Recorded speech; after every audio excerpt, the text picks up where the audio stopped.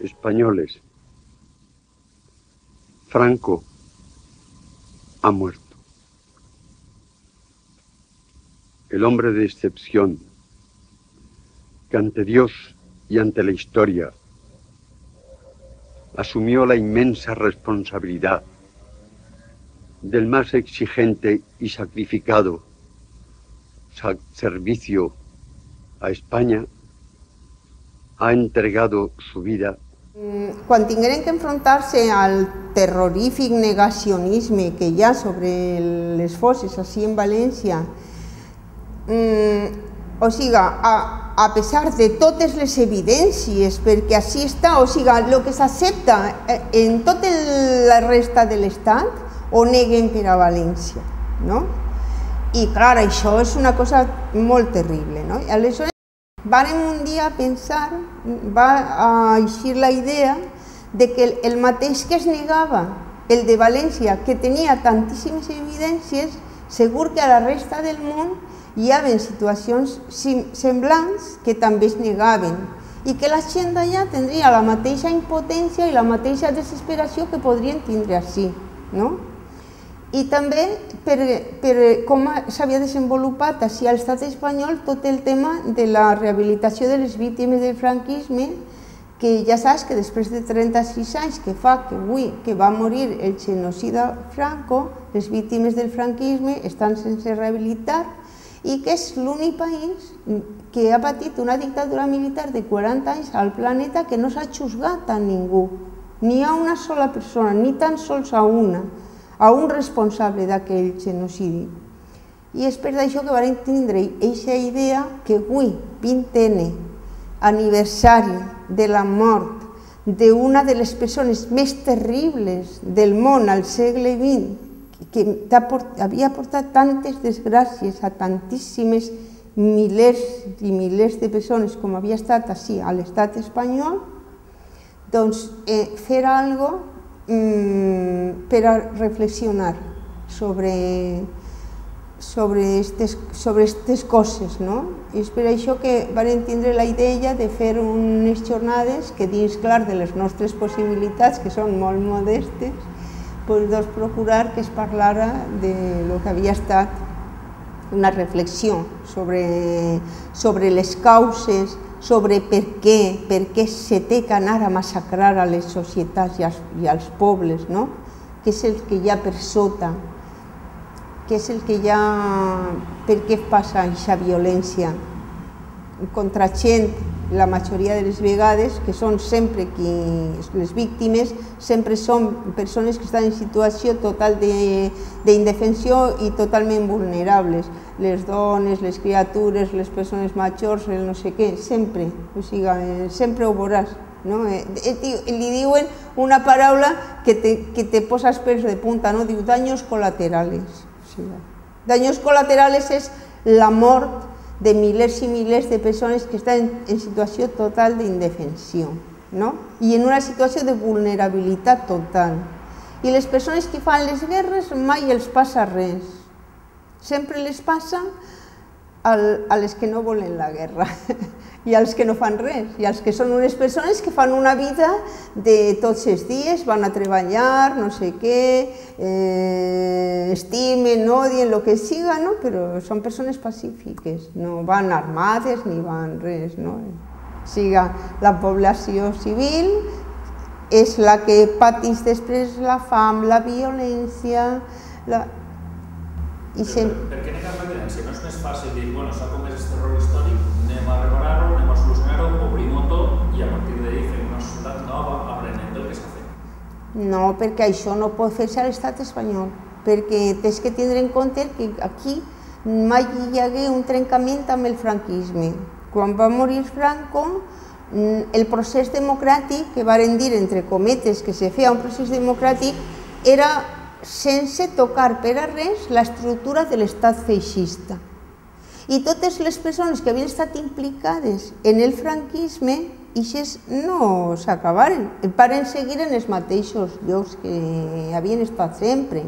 Inclús, per exemple, els torturadors que havien estat torturant durant el franquisme en plan salvatge, tenien uns noms que el seu nom a soles ja era motiu de terror per a la gent, com Billy el Niño, el Conesa, el no sé què, i que inclús havien matat gent, torturant-la. Això se'ls van ascendre a tots, els jutges del Tribunal d'Orden Público, aquell que era el tribunal repressiu del franquisme, els varen fer jutges del Tribunal Supremo i de l'Audiència Nacional. I clar, quina democràcia era eixa? O sigui, no, eren els mateixos, però jo per això me'n recorde que el meu pare ja en aquells anys me deia: mi hija mía, no eches las campanas al vuelo, que mira, las armas las tienen los mismos, los obispos son los mismos, los policías son los mismos, todos son los mismos. I tenia raó l'home, deia, i els banqueros són els mismos. I clar, però en aquells anys no fes cas d'aixes coses, perquè era tant l'emoció que tenies de com que era un món nou, no? Tingueren que passar uns quants anys per a que t'adonares que tot el que t'havien dit era la veritat i que havies fet molt malament no escoltant-lo, perquè ells estaven totalment encertats. I clar, ells no es cregueren mai això, i no s'ho cregueren perquè clar, els mateixos que els havien estat massacrant els tenien al costat i diu, quina justícia és esta? És que portem, han sigut 40 anys de dictadura, més de 30 anys de democràcia teòrica 36 anys. I estem reclamant encara coses de fa 70 anys. Estem reclamant justícia per a les víctimes, o sigui, i després estem reclamant una cosa que segons ells mateixos diuen és el pilar fonamental d'una societat de dret, i és que la llei s'apliqui a tots per igual.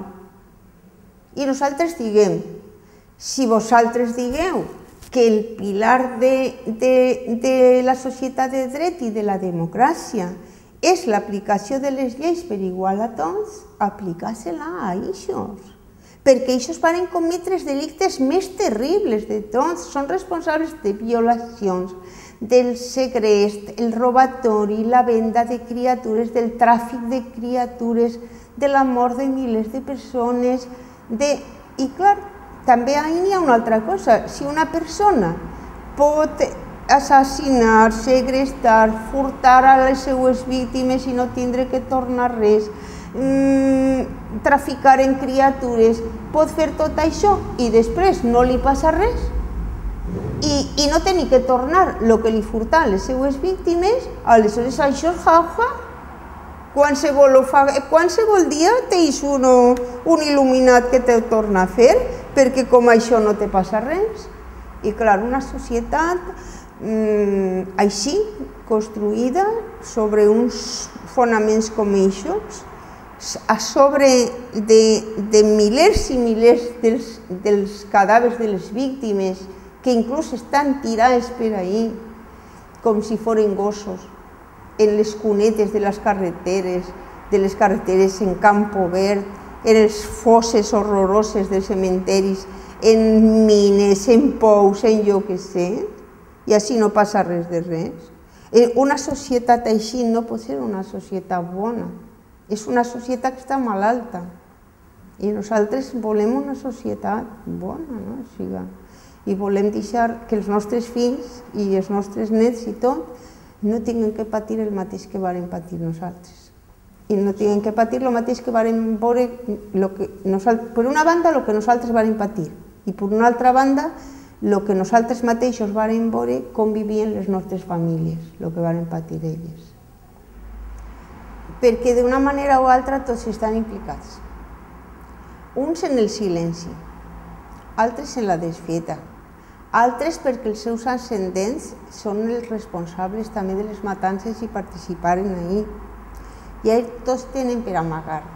I per una altra banda, casos com com el cas de València, que ja has vist, ja he llegit jo de lo que deixa el Francesco Cosi, que ha escrit en llibres publicats, no qualsevol cosa, és tu, si tens en un estat, en una ciutat, unes fosses com eixes, en una ciutat com València, que no tenia ni 400.000 habitants, unes fosses tan immenses que no hi ha ni a Londres, ni a París, ni res.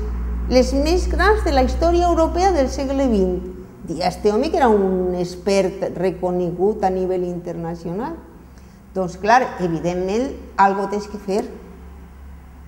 I clar, què passa ahí? És que ahí pot veure's implicat inclús la pròpia jefatura de l'Estat. Tu pensa que el rei d'Espanya el va nomenar Franco. Tu pensa que este home va exercir com a jefe de l'Estado vivint Franco. Pensa què està passant en tots els països on han tingut dictadures, no com la de l'estat espanyol, sinó molt més lleus. On estan els presidents d'aixòs països? Tancats en les presons. Podria anar a la presó el rei d'Espanya.